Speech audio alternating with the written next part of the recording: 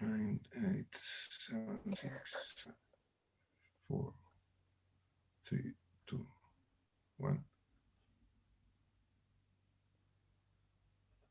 Okay. Okay, we are, hello again. We are following our meeting with this first and deep and interesting discussion panel, Will the Past Change the Future? As you know, you may know, we are working always with different scale and multiple scale and dimensions. And of course, the reflection, academic research and reflection studies on the landscape of memories, it's important for us. And these comparative approaches and discussions about reflection, transmission, and nowadays also conflicts and dilemmas on memory politics. So the best people to do it, we are with us, and I want to welcome Marianne Hirsch. Hello, Marianne. Hello, great to be here. Géraldine Schwarz.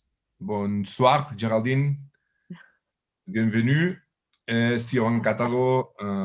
Hello, Siowan. Siowan is a senior research fellow in practical philosophy at the Institute of Humanities and Semiotics at University of Tartu. She was in Tallinn also, and she has been collaborated also with us and with the European Observatory, and not only, of course, around conflicts and dilemmas on memory landscapes. Siowan is going to be the chair of this panel, but just a few words also. Welcome, Marianne, as I said, professor of English and comparative literature at Columbia University, and professor in the Institute for Research on Women, Gender, and Sexuality, among many words and articles and books. She has from 2019 school photos in liquid time with Leo Spitzer, and of course this famous book of The Generation of Post-Memory. Hello and welcome, and thanks to be with us, Marianne, from your morning at United States, and Géraldine, merci aussi d'être avec nous. Thank you. She's journalist, documentary filmmaker, and author of this famous book, Those Who Forget My Family Story in Nazi Europe from 2017. And I give the floor to Siowan, who is going to deal with this question that we proposed. Will the past change the future? Merci, thank you very much. Thank you very much, Jordi. It's really a wonderful pleasure to be able to see you. Too bad we cannot see one another in person, but it is nonetheless wonderful to be able to be here and to be able to be part of this roundtable discussion with Marianne Hirsch and Géraldine Schwarz. In terms of the format, I would make a few general remarks, then introduce Marianne, who would speak for about 10 minutes, then introduce Géraldine, who will speak for about 10 minutes, and then the three of us will have a conversation. After that, we will address and be very happy to address questions that you have either to either of the speakers or to both of them. If you could kindly write your questions into the chat box on YouTube, we would then be able to, I would be able to then read them out to Marianne and Géraldine. So this is then a welcome to the audience and a request to kindly write your questions into the chat box. Also, please write your name and your affiliation so that we have some idea of a person who we will be speaking with. So this panel, we were given the task by Jordi and the Observatory on European Memories to think about the question, will the past change the future? There are many ways to think about it. The first maybe would be how, or in what way, what ways, plural, might the past change the future?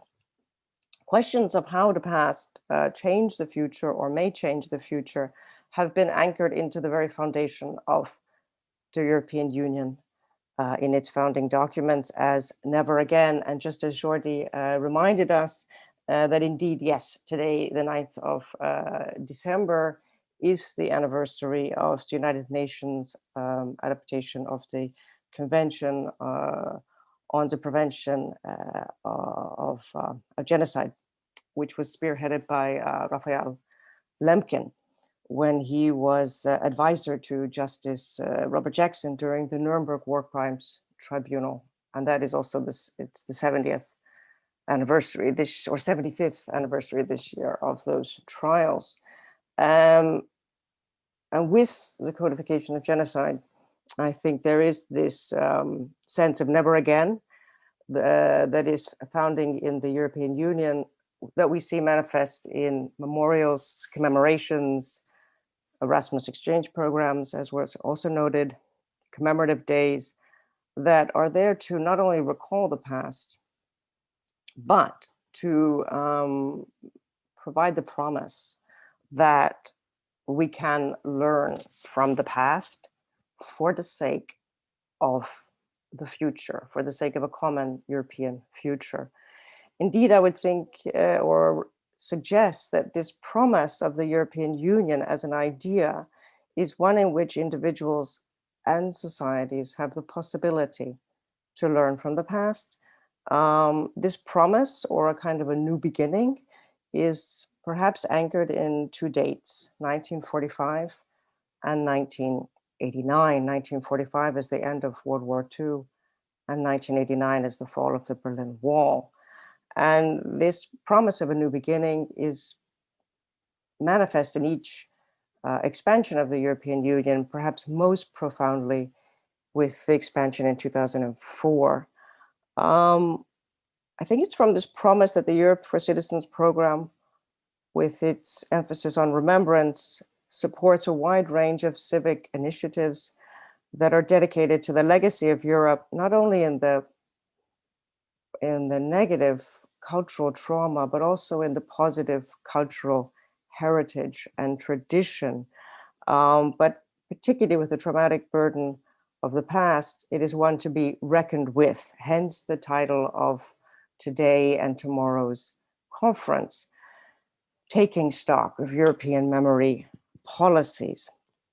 So in the European for Citizens program, for which this wonderful conference is part of, there is this emphasis on reflecting what does it mean to reckon with, come to terms with, deal with, think about, internalize the past. There's also, I think, a very interesting and important emphasis on youth, as has been very evocatively highlighted to us in the very picture that accompanies our conference, namely high school students who are on the photograph of our conference commemorating Republican exile and the refugee camps on the border of Spain and France. So now, one way of thinking about this promise of the European Union that we can learn from the past is to also see it as a Kantian project for peace in Europe, and as well for human dignity and human rights, as enshrined in Article 2 of the Treaty of the European Union. However, this promise, I think, is challenged in at least three ways that we might talk about, related to Géraldine Schwarz's book and related to Marianne Hirsch's many books. The first would be questions of hospitality and universal solidarity are challenged by migrants and those seeking asylum into Europe. The second, the entry of far-right populist parties into national and European Parliament does raise worrisome ghosts about a past that perhaps is no longer put to rest. And thirdly, the many multiple directions of European memory, as have been referred to earlier today, from the Holocaust, crimes of communism, colonialism, slavery, and civil war.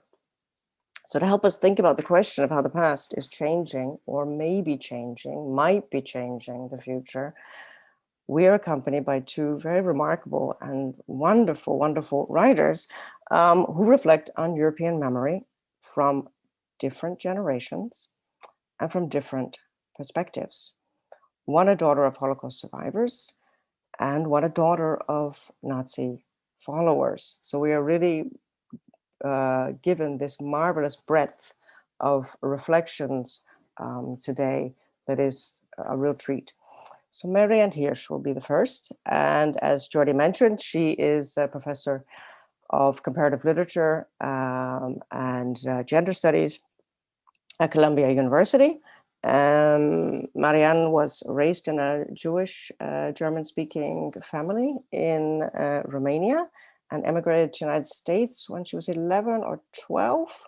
It is really her concept of post-memory that has been extraordinarily formative for scholars and students for thinking about how this complex way for how memories are transmitted from one generation to the next and from one home to the next and from one country to the next.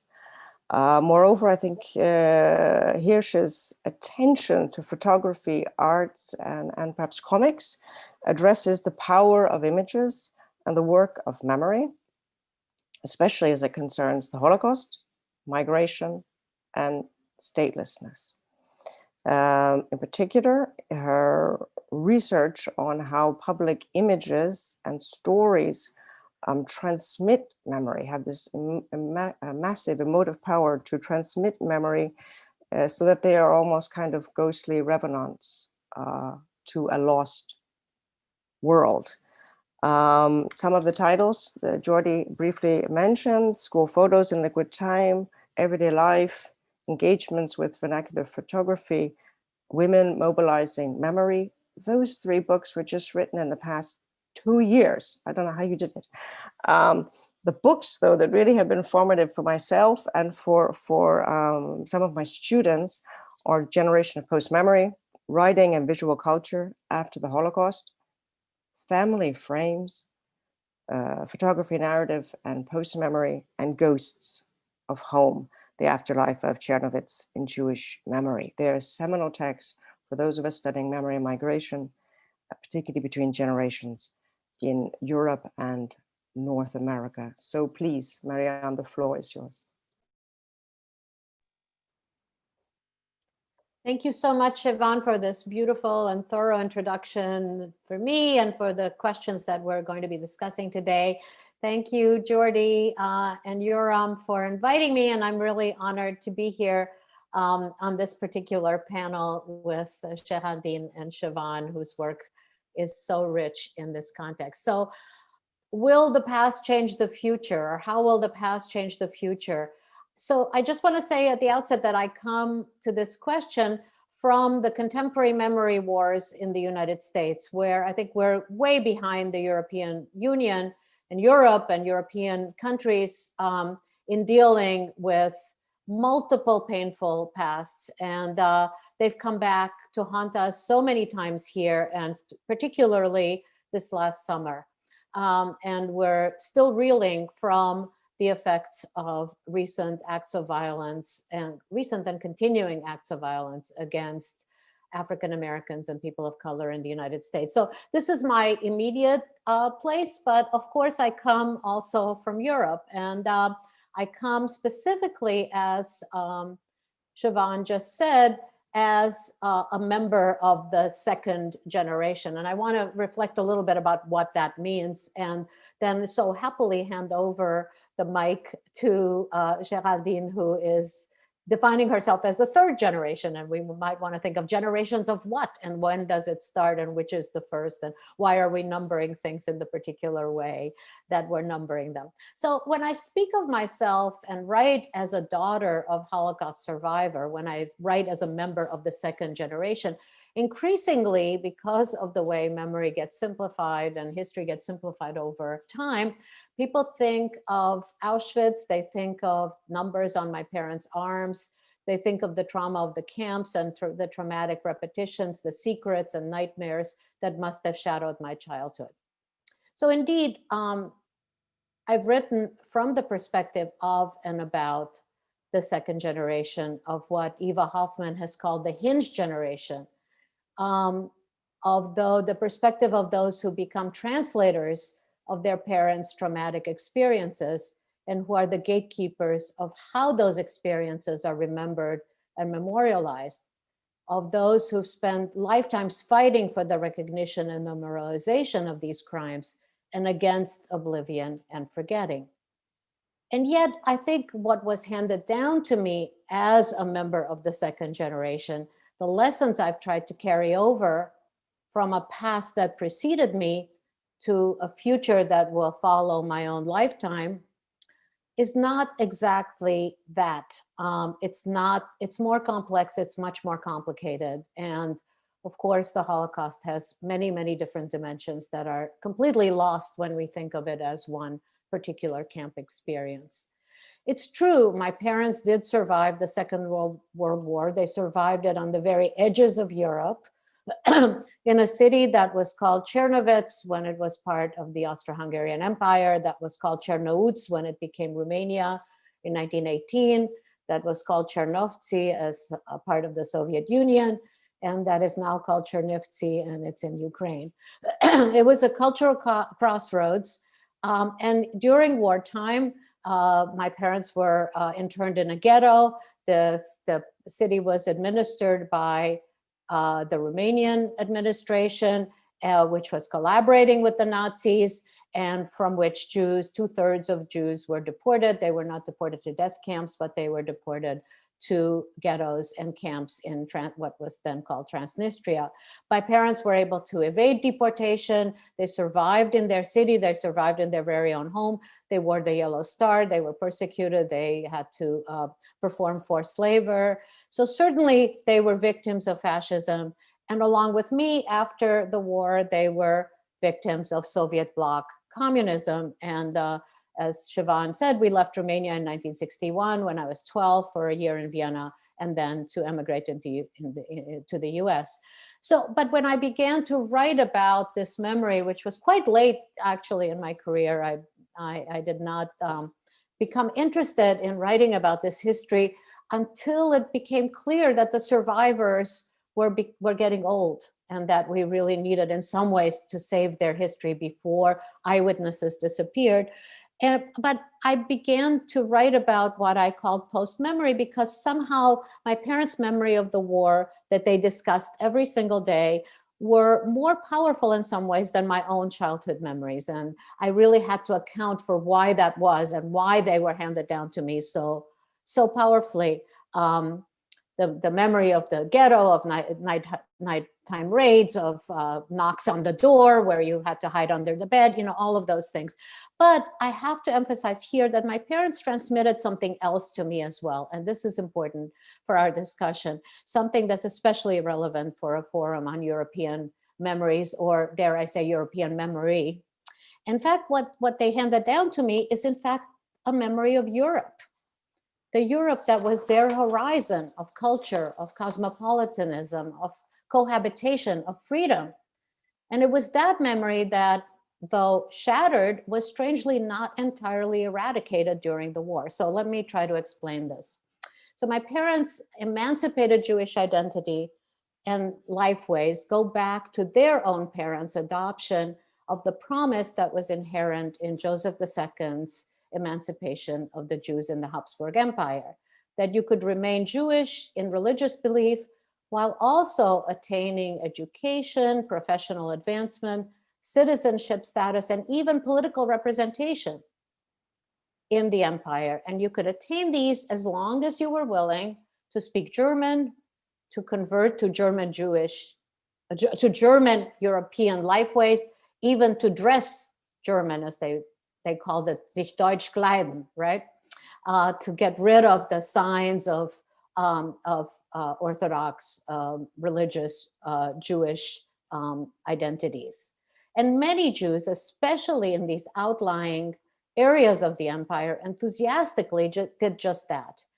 And especially after the First World War, their identification was broader. It became broader than, of course, there was no more empire. So their identification then became not national, but it became somehow European. They identified as European citizens. They went to study in Berlin and in Paris. They went to fight in the Spanish Civil War. They learned languages, they traveled. And to be sure, this European identity for them was a way to ward off local anti-Semitisms, which were rising in the 1920s and certainly in the 1930s. But somehow it was so strong as to withstand the assaults that would follow and their loss of local citizenship, the statelessness that they would suffer. So when writing their history, what I had in Ghosts of Home particularly, in my book Ghosts of Home, which was about Chernovitz and this Jewish population, I had to balance the traumatic memories of persecution, of ghettoization, of difficult survival with this nostalgic memory for Europe that certainly no longer existed for them and that probably never existed at all, because that's part of what nostalgia really is. It's a nostalgia, it's a longing for a home that probably never existed, right? But it might never have existed, but it persisted. And it persisted to the point where I, who grew up on the edges of Europe, within the locked borders of communist Romania, I was never able to travel as a child, and who have lived in the United States for the majority of my life, even I still consider myself European in this very broad sense and feel very much at home almost everywhere in Europe.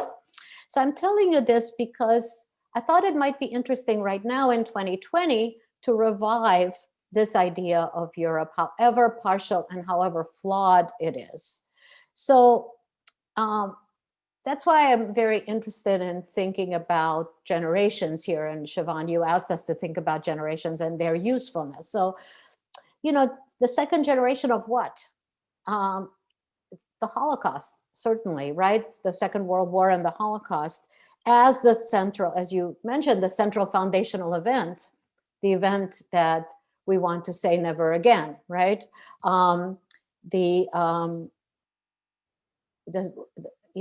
So maybe we can talk more about why the Holocaust and other 20th century authoritarianisms have become the ground of European memory cultures on which to build a European identity right now. What other events and what other memories does this common collective event modulate or minimize? Are there other histories that might be equally relevant to the present and future that need to be acknowledged, addressed, and worked through? And I think you talked about this when you mentioned the multidimensionality of European memory. So I think my parents' story shows how much the persecution and extermination of European Jews was part of a larger modern history of creating disposable others, both within Europe, certainly Jews, but also Roma, at various points, Southern Europeans or Eastern Europeans or other minority Europeans, right? There's always a disposable other.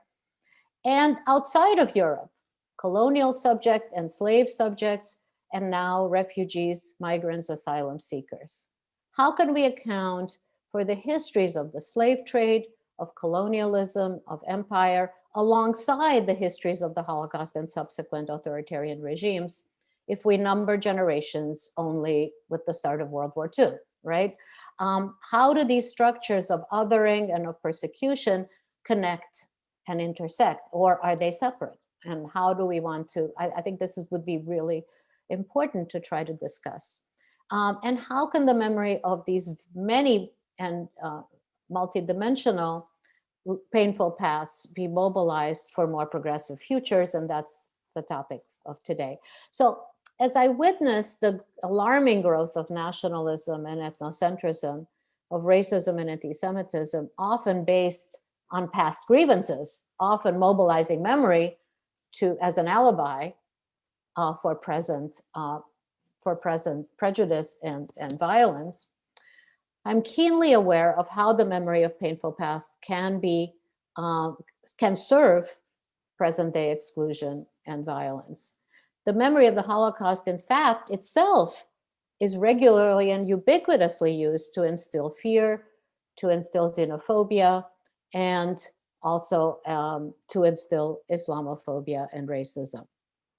So what I believe that as descendants of Holocaust survivors, and I'm speaking here of my own cohort, right, of my own friends and comrades, we need to resist this kind of instrumentalization of the Holocaust. We need to refuse to allow the suffering of our ancestors to be used to inflict further violence and to blind us to contemporary acts of racism.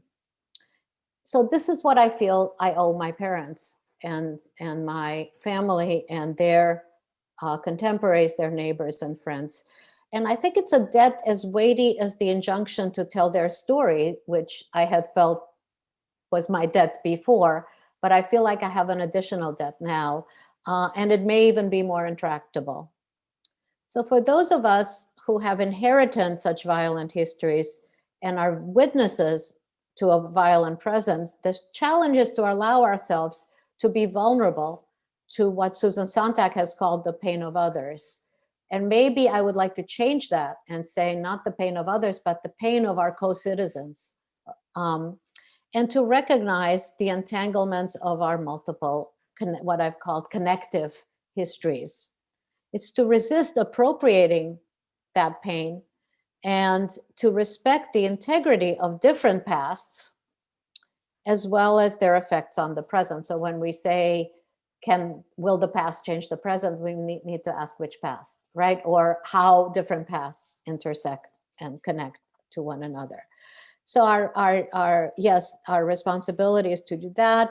And it's to mobilize the vulnerability that we've inherited as post generations to serve as a platform for a kind of attunement and connectivity that reaches beyond identity and ethnicity in favor of solidarity, perhaps of co-witnessing, of co-resistance. And I wonder whether that's not related to the idea of Europe that my parents wanted to transmit to me, and that they also evoked every day of their lives, just like the war. They also evoked this dream, this other thing. And perhaps not a Europe that ever existed, but that throughout their many difficult and traumatic moments in their life when they lost their homes over and over again, they needed somehow to hold on as a promise and also as a possibility. And I think it's the possibility of co-citizenship. So thank you very much for your attention. Thank you, Marianne. This was really beautiful. And I think picks up on many of the ideas that we will be discussing. And I think it's a wonderful counterpart and introduction also to some of the themes that Géraldine Schwarz will be discussing with us. So Géraldine Schwarz is raised in a bilingual French-German family. As Jordi mentioned, she's a journalist, she's a writer and documentary filmmaker. She's written for The Guardian, for Time magazine, and is a German correspondent with Agence France Presse. Her debut book, which was just published in English in May of this year, is entitled, and each of the books are slightly different in whether they're English, German, or French.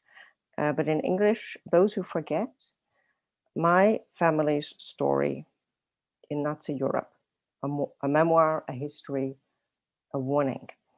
It was originally published in French in 2017, Les Amnestiques, and translated into German as Die Gedächtnislosen Erinnerungen einer Europäen in 2018. Her debut book, Those Who Forget, won the European Book Prize in 2018. It also won the Winfried Prize and the Nord-Süd Prize.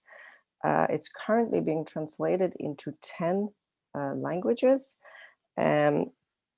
In the book, Géraldine then traces her discovery of her grandfather's life during the Third Reich, in which, literally going to the basement of her family home in Mannheim, she finds out that her grandfather, Karl Schwarz, was a member of the Nazi Party, and after Kristallnacht had been able to buy a Jewish petroleum business for a very cheap, low price. Later, she discovered letters, I think also in the basement, in which one of the family members, surviving family members of the Jewish family who had this petroleum business, had written to her grandfather asking for reparations, asking for some kind of settlement. He had, I think he was the only family member who survived and had emigrated to, or had been able to leave as a child and emigrated to the United States. In the book also, Géraldine traces how she met one of the family members in London who was in a nursing home, who could tell her a little bit about the Jewish family, most of whom perished. What she then traced and found were also letters of correspondence between her grandfather and Julius Löbmann, I think, the Jewish businessman, family member who was seeking reparations. And in these letters discovered that her grandfather was more defiant and then contrite. So this, she has a quote in one of the magazines that says, "For me, my grandparents are ghosts." This ghostly quality of their past. On your mother's side, if I'm not mistaken, and this is also in the book, your grandfather was a policeman during the Vichy regime. So as a third generation European, Hirsch, like Hirsch, is examining letters, documents, and photographs in order to trace her family history and reflect more broadly on how memory influences national and European identity. If Marianne Hirsch writes from this perspective, as we just heard, of the second generation, and perhaps then the question we'll talk about, the second generation to what, Géraldine Schwarz reflects from the perspective of a grandchild of Nazi Europe, but also as a child of parents from the 1968 generation, and your father figures quite prominently in your book. The floor is yours, or the screen is yours. Yeah. Thank you very much, Shobian, and very much Marianne, for this very interesting and personal presentation. My presentation won't be as personal. I will try to answer actually the question of, can the past make the present better? And it is a question which has haunted me while writing the book, and it's still haunting me. So why actually am I interested in this topic? Maybe because my mother is French and my father is German. So in a way, I see myself as the result of the French-German reconciliation, and in a way as a child of Europe, as the French-German reconciliation made actually the emergence of a united Europe possible. And maybe because of this education, French-German education, I think I've been aware quite early as a teenager that our capacity of shaping a future of freedom and of peace will also depend on how we will be able to remember. Before writing the book, I was more thinking of remembering in the sense of not forgetting. But while writing the book, I noticed, or I understood, that it's not only about not forgetting. It's really about how to remember. The key for me is really how should be remembered in order to learn from history. And Marianne also said it, which past are we talking about? But independently of which past we're talking about, I got really interested in the way different countries are actually dealing with the shadows of their history and the way they are actually remembering the past. The question today is all the more acute since the last witnesses are dying and young generations feel less and less linked to this past. So I thought of some maybe some suggestions of how to get this new generation feel more linked to this past. I think first, maybe the younger generations should have the chance to understand why remembering is fundamental. Because it's a question as I often have also in classrooms, it's why should we remember, you know? And sometimes I have the feeling that this question is not addressed enough. Why should we remember? And why should these young people remember? I don't think this will be reached if remembering is presented only as a moral duty, as it is the case in France and also in Germany. In France, there is a word for that, which is called devoir de mémoire, which is the duty of remembering. So it's a kind of order. In German, there are many words actually to define the work, the culture, the remembering culture, or the way to look at the past, coming to terms with the past. This is the first thing which I think is a condition if you want the young generations to be interested in that past, is to have a more pragmatic approach.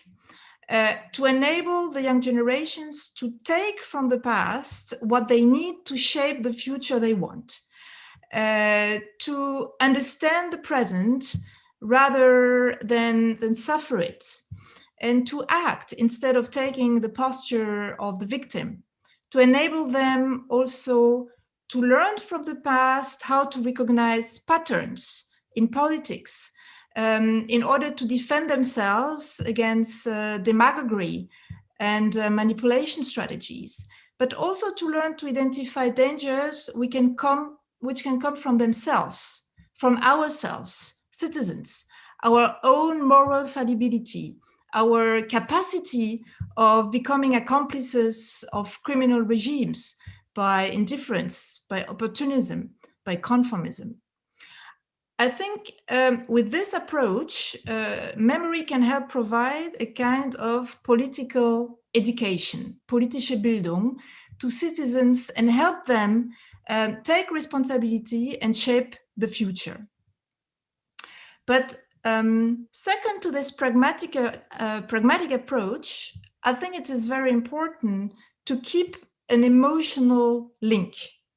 And this is quite difficult, to keep an emotional link with the past for young people who have never lived that past and feel very distant from that past. I think one way maybe to get them interested in that past is to encourage them to dig into personal stories, and why not their own family's stories. In this way, the abstract, distant history can become part of one's family and take, the face of an ancestor. And this might allow younger generation to ask themselves, what sense does it have that my grandparents or my grandparents made mistakes or suffered or made sacrifices if I don't learn anything from their experience? So in my book you mentioned, and thank you very much for that, Siobhan, I try to combine these two approaches. I try to combine the pragmatical and the emotional approach. I chose also a transgenerational perspective and also a transnational perspective by describing how the memory of the war and of fascism was handed down through 3 generations of my German and my French family. So for the 3rd generation, which I am, on one side, it is easier to write about grandparents than to write about parents, because as you mentioned it, my grandparents are ghosts for me. My grandfather died before I was born, and my grandmother died soon after. So I don't have the problem of loyalty. I don't have the problem of my perception being filtered by emotions or by love, by memories that I could have with these grandparents. But on the other side, maybe because I haven't known them, I feel even more responsible. It is not easy to write about an era you haven't lived through it, and about dead people who cannot defend themselves anymore. It's actually a huge responsibility, and I wanted to be fair as possible, especially with my grandfather, Karl Schwarz, whom I have barely known. In order to get to know them better, I called on 2 witnesses, which are my aunt, my German aunt, who kept excusing her father's actions, and my own father, who kept condemning these actions very clearly. And the difference is maybe their age. My aunt was born in 1936, and she's lived the war, the bombings in Mannheim, and she might also have been a bit influenced by the Nazi propaganda. My father was born in 1943, and he often confronted my father in the 50s, end of the 50s, and was part of this generation of Germans that forced the German society to face the shadows of the past and their own responsibility in it. And the difference between these 2 perspectives really made me realize how testimonies can be filtered by emotions and experience, and also that memory is a living organism which evolves over time. That means with time, witnesses can change the way they look at their past in order to give a new meaning to their own life. And so it was very important for me to submit my family narrative to different accounts, and especially to the wisdom of historical facts and documents.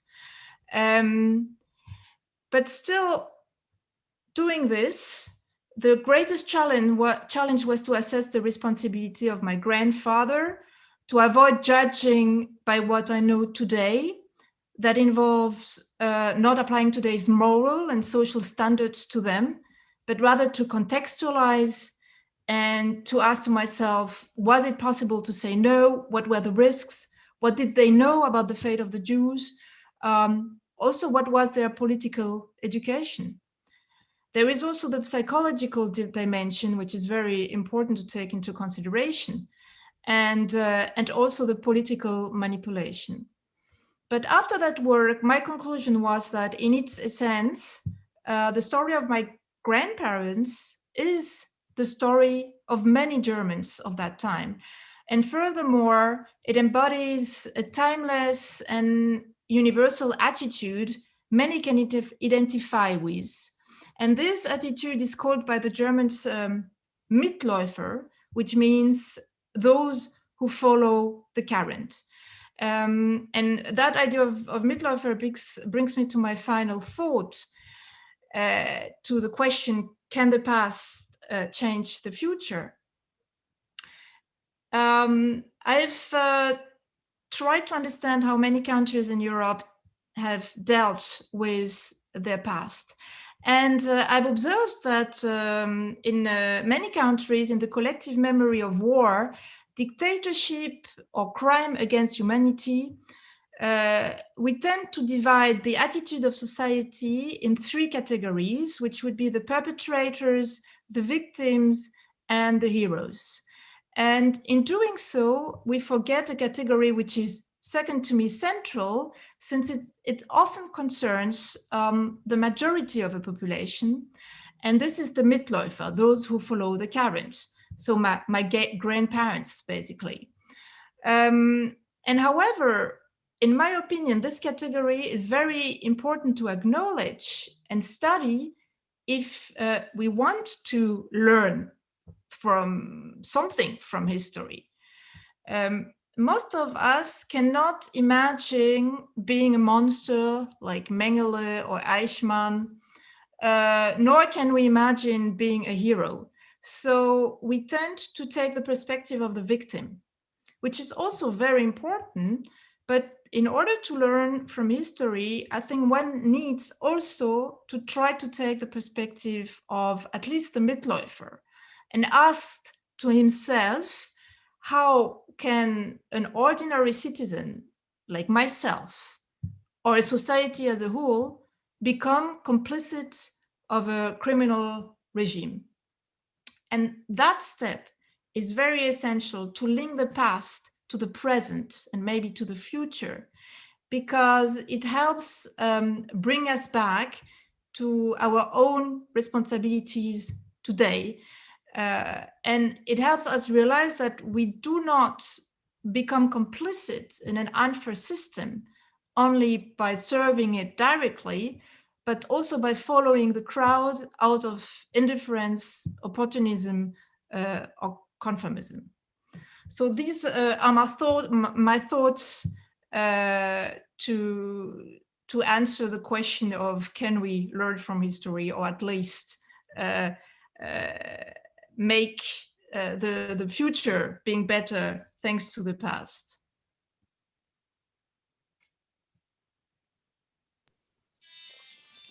Thank you very much for articulating this. And I think this is also perhaps a very good entrance into reflecting on this idea of the indifference or the mass following, right, of individuals. Many people have perhaps seen parallels in mass society then as in now, and there's a resurgence of reading of books of Hannah Arendt and Adorno and the whole Frankfurt School to try to see these patterns. But perhaps I would ask you, Marianne and Géraldine, if you want to ask one another, or if you have thoughts or reflections about what you have said, because Marianne, you brought out this duty to your parents, to their memory, in the sense of not only recalling and remembering the Holocaust, but also remembering this idea or this promise of Europe. And I wonder, Géraldine, if particularly since your title of the book is also of reflecting on Europe and seeing yourself as not only German or French, but as European, if this promise or idea of Europe also resonates with you. Yes, I think I was educated with this promise. The problem today is, will Europe be able to fulfill this promise? And also, I think what is important is that this promise was actually decided by only a part of Europe. The European Union was created in the West. The French-German friendship was very important to create this European Union. This idea of reconciliation, French-German reconciliation, is the founding myth of Europe. And the problem with this founding myth is that it's excluding the other half of Europe. That means the European Union was much more founded on the memory of 45 than on the memory of 89. Have I answered your question? I'm just opening a new door, maybe. I can't hear you. Sorry, Marianne, would you like to respond or? Yeah, I'm wondering, I mean, I agree that it's a very partial idea right now. And I want to, you know, sometimes I think to think about how the past can mobilize us to create a different present and future. Maybe we need to not just remember, but rewind and go back to an earlier moment and think of how an earlier moment thought of the future, even if that future didn't hold. And that's sort of what I was trying to do. I was trying to rewind and think of how my parents thought of their future in an ideal way. Of course, it never happened. And it probably never had the possibility because they had to block out a lot of realities about Europe in order to hold on to this idea. So you know, the rewinding sounds to, you know, I think is a different kind of exercise that also might be a pragmatic educational exercise in the way, Géraldine, that you were talking about, the pragmatic and how we might think of learning about the past. I mean, this is an exercise I do with my students, is like, how might it have gone differently? It's not really a counterfactual history, but it's a way of looking at a crossroads and say, what might people have done in order to affect a different kind of course, a different, so not looking at time as linear, but at looking at the different paths that we might have taken. But if I might respond to something, you know, very powerful that you said, Géraldine, which is this idea, invoking the idea of the Mitläufer, of the ordinary citizen who really just wanted to survive, just wanted to make it to the next day, to raise their children, to have a peaceful life, or to, you know, not be so much affected by the grand drama of history. So I think that's a really important category to add to the perpetrator victim, you know, it's really the bystander idea, but more than bystander, because they're not neutral. Bystanders aren't neutral. But I think we may need to add yet a fourth category to think about the present, which is the category of the beneficiary. Mahmoud Mamdani wrote a book about the beneficiary, and so did Bruce Robbins. So the beneficiary, and I think of this very much in the context of the US today, thinking that even though I came to the United States in 1962, I'm a beneficiary of the history of slavery because I am white-skinned, because of the economic factors, because white people are not dying of the COVID-19 to the degree that Black people are dying of COVID-19 right now. So in some ways, I am a beneficiary of this system, which none of my ancestors had anything to do with. And I think in Europe, we may want to think of of contemporary Europeans as beneficiaries also of colonialism. And what would that add to the kind of educational pragmatic strategies that you so beautifully evoked for us?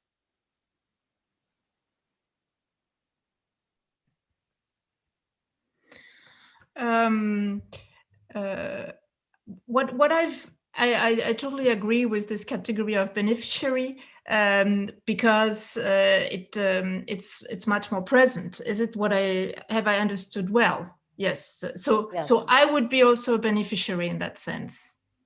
Well, you're a beneficiary of your grandfather's purchasing or acquiring that, that business, right? Which was, he didn't deal the business in a good way, but directly, but then you're also a beneficiary more largely of yes, the objects that are in the Louvre or in the Pinakothek, you know.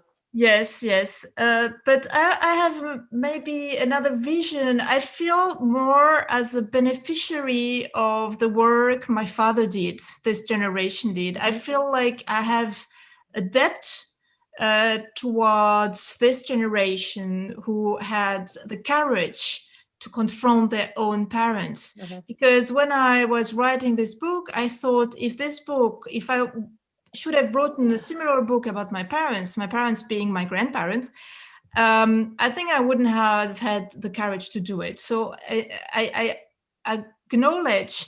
realized how the courage of this generation to confront their own parents, to see in their own parents accomplices of crime. It mustn't have been very easy. And so I am very thankful to that generation. I feel I am a beneficiary of their work, of their courage, to having confronted that society which was totally plunged into amnesia and didn't want to face the past and to face their own responsibility. And this is, I think, maybe something a bit German, to feel this thankfulness for having been able to change a society, the transformation of a society, of institutions, and the building of a democracy. But it's, I have never thought actually of myself being a beneficiary of the Third Reich indirectly. But it's a question I could ask to myself. But we are always beneficiaries of the past in a way, or I mean, or for the victims, probably the country. I don't know what is the country of beneficiary. So this is also maybe a positive way to try to transmit the will or the interest into the past to the younger generations, at least in Europe, to be thankful for that work which has been done after the war, to make it able to transform the mentalities, you know, and to inspire the young people to protect this legacy and to develop it further, of course, because this legacy is not perfect, so it has to be perfectionates. But and I think it's a very important point also, because the past, we shouldn't only look at the negative past, the negative legacy, but also to the positive legacy. Otherwise, young generations will feel totally crushed by this negative legacy. So it's very important to give the opportunity to look at something positive also in the past. And most of the time there is something positive. We don't have to build it or to invent it like Vladimir Putin. It is there. I mean, perhaps one idea is to add to this beneficiary would be Michael Rothbard's implicated subject, ways in which we are implicated in institutional structures of racism and also of indifference to the plight of others. Perhaps the direction that we are going is also a complement to what Hannah Arendt writes in Collective Responsibility, that we have this kind of vicarious responsibility for things we have not done. And that in a way is the leitmotif of Rothbard's book, I think, this implicated subject. But it is perhaps important then to see that looking at the past, it can be blinding to only see it through either the line of identification of the victim or as a perpetrator or the bystander, right? But the broader, more gray areas of implication. And I think for this pragmatic one for students, this is one that's open and that where they can also think about their own patterns, or we can think about our own patterns in the present and with an eye for the future. And on that note, I was curious about your reflections on this sort of perennial problem of European memories in the plural, of how to deal with the many, many different pasts without having a hierarchy, whether we look at commemorative days or we look at clashes as to which is more important and which ones are completely forgotten.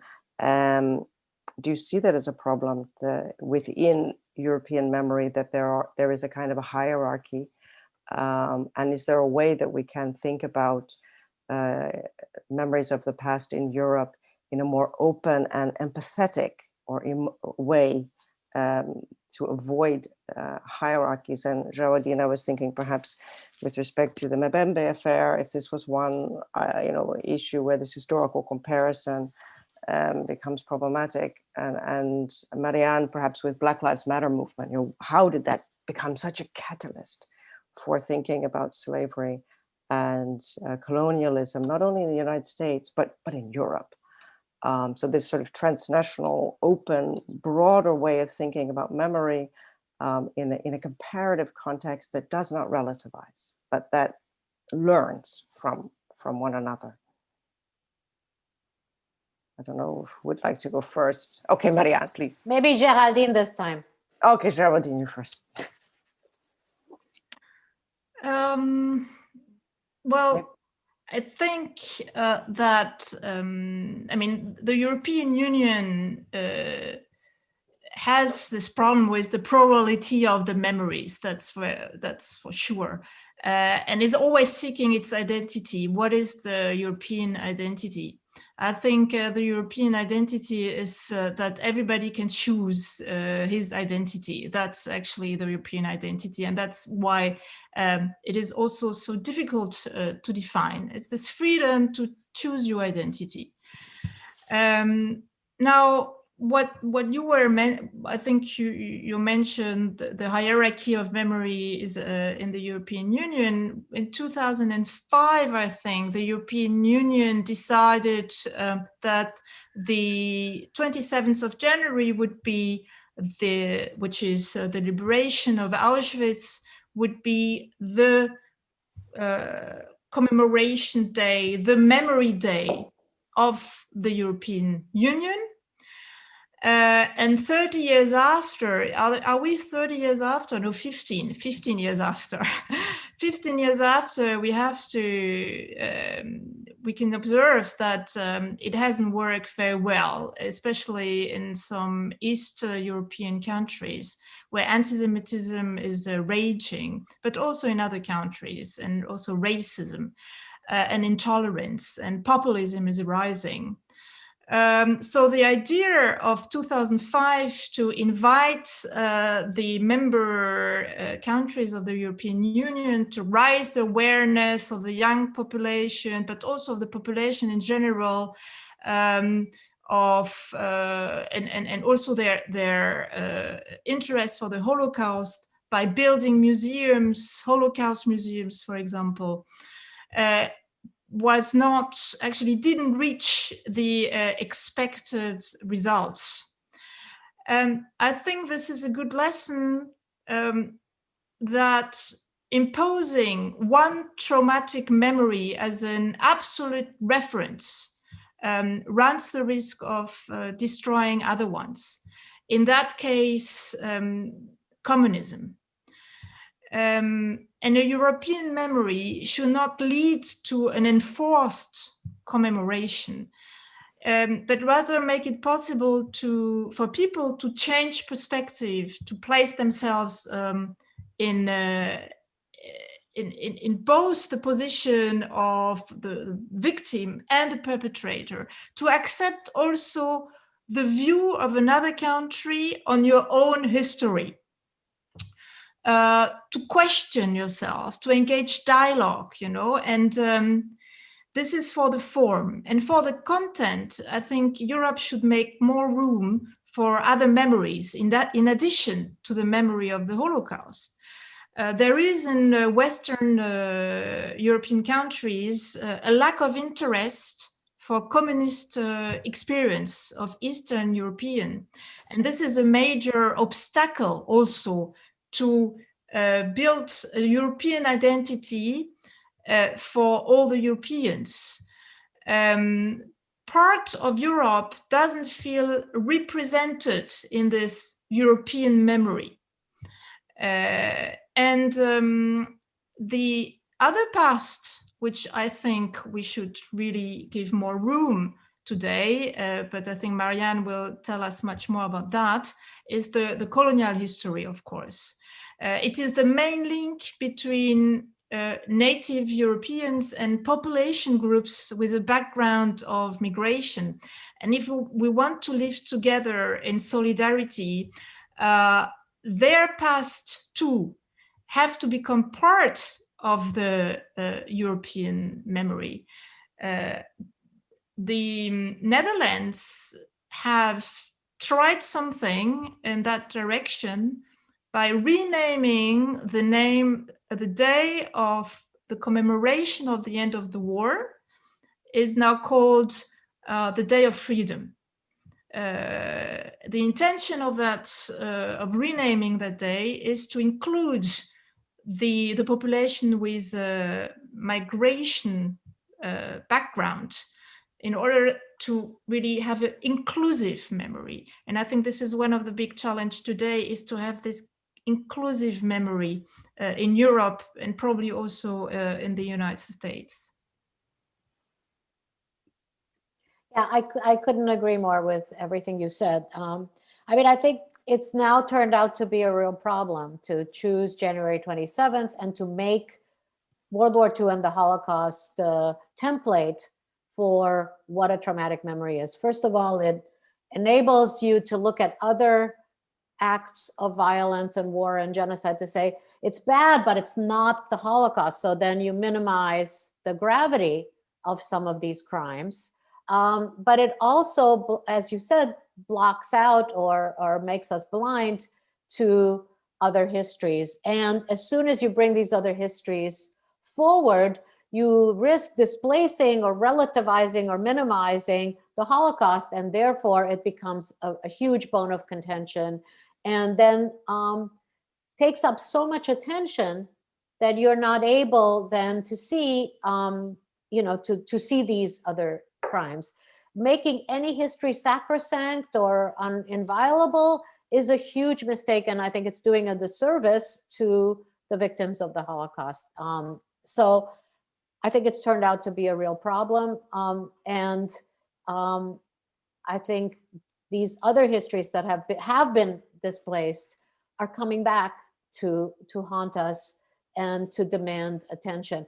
How to hold these different histories together in one idea of a European past or European memory has become really difficult. And so the first thing is the idea of comparison. I mean, we cannot talk about any moment today without comparing. I mean, we cannot learn anything without comparing it to anything else. So right now in the United States in 2020, we're talking about 1918. Is it what have we learned from the flu?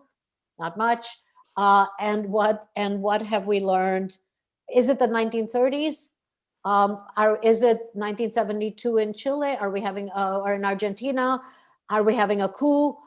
Is Trump performing? I mean, all of these comparisons are really important because they enable us to learn something and to make a specific analysis of what's happening right now. So the important thing to me is to say, none of these things are comparable. They're not the same. They're distinct, but they're equally, they each have their own distinct history, but to put them in conversation or to connect them doesn't mean that we're minimizing one as opposed to the other. And I think in relation to the Holocaust, this is really, really important to say, because it's too long served as an alibi, I think, for other acts of victimization in the present.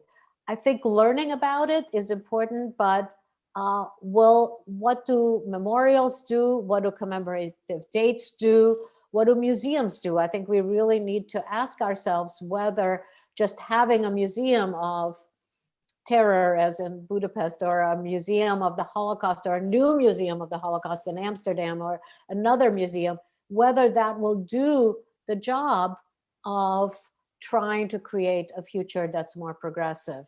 Or will it only, again, victimize the victims by putting them into this position forever, right? Of having those photographs of those people be the ultimate evil, so that we no longer recognize ourselves in them, but can put them into museum storage in a way.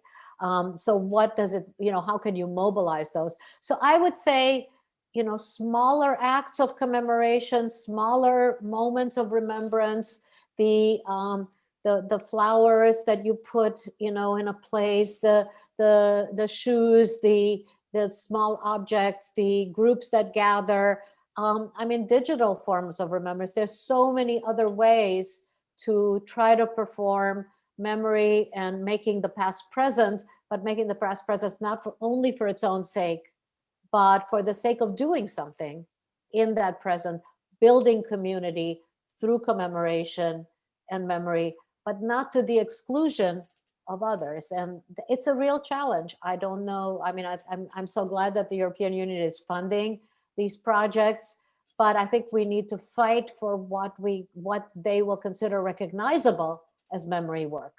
And it's not just the big museums or the huge projects, it's also the smaller local ways in which museums and memorials and commemorative dates serve as points of discussion and contestation and debate, not just only of observance. Right. So then the European Union becomes this public sphere, opening up and enabling conflicting and alternative ways of thinking. We also have a chat room here where we have some questions too. Yes.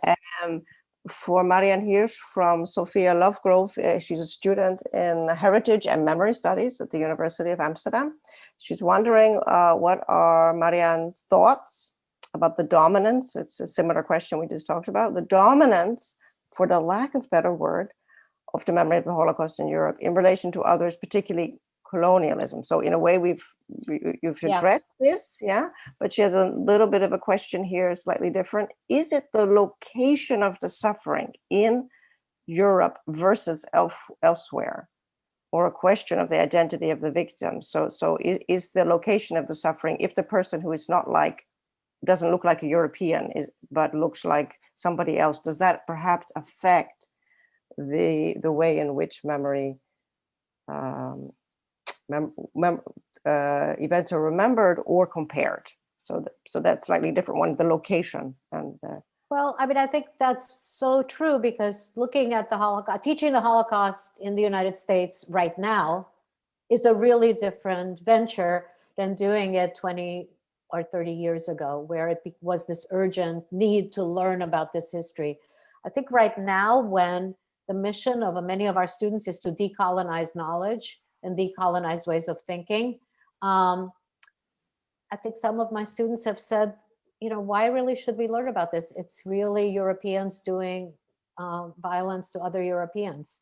Didn't Europeans do this to colonial subjects over centuries before, where they practiced some of this? And why aren't we looking at these histories in conversation with one another? So it's a way of really, yes, I think the location of discussing the Holocaust in Europe maybe, or in Amsterdam, where all the deportations happen and where there's so many sites of specific expulsion of people from their homes and deportation of people, is very different than studying it in New York. But in New York, we have to think of other histories of police violence against Black bodies, and how is the Holocaust relevant to that? Mm-hmm. Thank you. There's a question to both of you. And the person's, I'm not sure how to say the name, Egui. How can the EU memory policies work against accepting or silencing the creation of the disposable others, like Palestinians, and against reproducing and maintaining trauma? Are we reproducing conformism? So this is quite complicated. How can the EU memory policies work against silencing the creation of disposable, the stateless maybe, disposable others who do not, who are subhuman, not rendered fully individuals? How can the EU memory policies work against this? I don't know if either one of you would like to. Géraldine, would you like to? Well, this maybe fits. In your book, you mentioned about the SS motto was that what was it? One cannot have empathy, or empathy is a crime. Mm-hmm. Was that what? If I'm remembering right, Géraldine? Yeah. Yes. That. Well, in the book, I describe how I visit a gathering of right extremist groups, mm-hmm. European right extremist groups in Austria, And I was very shocked by the use of empathy, of the word empathy, as being something weak and negative. And it reminded me of the slogan of the SS, which was empathy is weakness. And it reminded me of this capacity of the Third Reich to distort the words. And this is something I observe today again, where, you know, we confuse freedom with hate, of course, or freedom of speech with hate, democracy with the domination of the people, we against the others, only we are actually the real citizens. Courage with actually insults and vulgarity. Yes, and I'm not sure I understood the question well, but these are, of course, this is happening in Europe today, and these political parties have had more and more success in the last 10 years, and it is one of the reasons actually why I started to read the book, because I was really surprised that Europe, having made this promise, having been really actually built on this promise of never again, how can Europe survive if it forgets? Because I think what unites Europe since 45 are these humanistic values, in the sense that the human should always be in the center and considered as a goal and not as a mean. And of course, today Europe is at a crossroads with the refugee crisis, because these values, which are founding the EU, are not applied to these refugees. So this is one of the big challenges of Europe, because Europe needs to define itself, to define an identity. But if you define an identity, you always define it in opposition to others. So maybe that's the big contradiction of Europe. I agree. And I guess I would add that one of the things the European Union could do is precisely to encourage comparison or connection between these different histories of exclusion and persecution, of creation of others and of disposable others, or ungrievable lives, as Judith Butler calls them.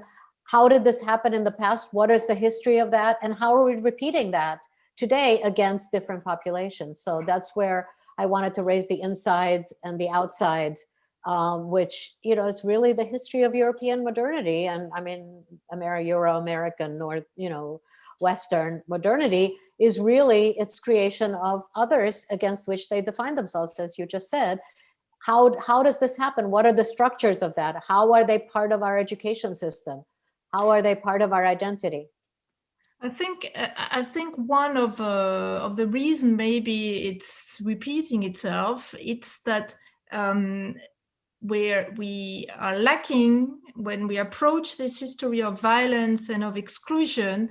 As I said before, we tend to have empathy with the victim, but we don't imagine that we might be part of the system, of the perpetrator, and this is also missing in the museums, this link, you know. So you can build all the museums you want, but if the museums don't help us to reflect on our own responsibility, only half of the work is done. Right. We have a question from Johannes Börmann from the Commission, who writes that he would like to add something. He finds it problematic to speak in this context of the Holocaust as something done to people who look like us, Europeans. Jews were certainly not seen and perceived as Europeans or rooted in Europe, but quite clearly as the opposite. An additional question, how is Holocaust denial and distortion used nowadays as a weapon to advance anti-Semitism, and what can memorials on the Holocaust do against it? So again, that to take issue with and clarify that Jews were not seen as Europeans, but seen as others. And how can Holocaust denial and distortion be used nowadays to advance anti-Semitism. I don't know if either of you would like to Well, comment. I mean, I was the one who said, that I've heard that from some students. Yeah. And of course, it's incorrect. It's just how it's, the question that I responded to was, where is the site at which you remember or talk about these things? And from a specific site, which is in the United States, which has its own battles with otherness, it certainly looks like it's old. It's always the question, like, when is it over? When is a history over? Well, what we're talking about is it's not over, right? But from the perspective of a young student in the United States, a student of color, let's say, who's inherited a different history, right? It looks like, well, Jews are white, they are, wealthy, they, middle class, they have property, and, they haven't. So, I mean, that's sort of what it looks like, right? And so therefore, they say Europeans and other Europeans. Of course, that's why it's so important, in fact, to put these histories next to each other and to say, to gain the category white, right? I mean, let's think of South Africa. Jews were not white. I mean, they had to fight for being white, right? So, I mean, there's always, in the United States, Italians were not white, then they became white at a certain point. So, I mean, I think this is a constant struggle. And I think that's why studying these histories in comparison or in conjunction with each other is really, really important educationally and pedagogically. So of course it was an erroneous comment. It's just, that's what it looks like from the present to somebody who hasn't done a kind of in-depth study. Yes, the Holocaust denial has always been there and will always be there, but it's not the only history that's being denied. I mean, I think their denial is part of the historical study. And denial or minimizing or saying, well, it wasn't, we brought a lot to the colonies, we brought them education, we brought them modernity. I mean, that's another form of denial of a cultural erasure. So I think we need to also look at some of these denials as advancing racism and so on. But I think in terms of the multiple populations of Europe right now, the other problem with centralizing the Holocaust in that way is that refugees and immigrants to Europe are, as my colleague Andreas Hussler said, they're migrating into another's past, the past of another people. So having to observe January 27, if you are from one of the African colonies, right? It's just, is that appropriate? I mean, is that the day of remembrance that you should be observing? Right. I mean, I think this is this idea of putting the different histories or memories into conversation with one another in a comparative context is extremely important. And I think this is also one of the great benefits and strengths of these type of conversations that we're having right now under the auspices of the European Union and the whole Europe for Citizens program, that to get citizens to speak and to think with one another in lively debates. We are soon ending our time here, though. So, and I want to thank the audience for the questions that they posed, but also allow the two of you, if you'd like to say any closing words. Otherwise, Thank you. Yeah, I mean, it was really a pleasure to speak with you. You are in Vermont, you're in Berlin, I'm in Tallinn. We're over these screens. I really also want to thank the team at the back there, Fernanda, Oriol, Ricard, Rafael, and Jordi, who is really the man who has made this all possible for this marvelous conversation. This is truly something to have this public sphere over Zoom and to have this conversation with these two powerhouses, Marianne Hirsch and Géraldine Schwarz. I sincerely appreciated reading your books. You have been accompanying me, in my thoughts and places. And Marianne, two of your books are propping up my laptop right now. Right? I'm glad they have an important function to play. A practical function as well as a pedagogic one. And Géraldine, it was really great to read your book and to have the two of you from the generational perspective, but also then thinking more broadly in terms of moral and political questions. It's a real pleasure. So I thank you from the bottom of my heart. And Jordi, thank you so much. Do you want to say anything else? No, just thank you, all of you. It was a pleasure to see each other again. And of course, we have a lot to learn, a lot to share, and then also a lot to improve with this kind of multiple memories and comparisons and comparative memories. And we can look for Marianne's interview and Géraldine's article in the next issue, right? Of Observing Memories. So we are going to talk about tomorrow. Tomorrow is more practical session also at 10 o'clock, please. And we are going to present a little bit about this new Euro magazine. Right, where you two figure in. Yeah, so we are always at the end of the year, but it's going to be out. But it's very good because so many of us are going to be stuck at home, right, in isolation, right? So we look forward to reading these articles, right, online, as our lives are now online. But you've made a marvelous online public forum. So thank you so much. And thank you, really, Marianne and Géraldine. I hope one day to meet you in person. Thank you to you. Right, have a glass of wine or what have you. Okay. Many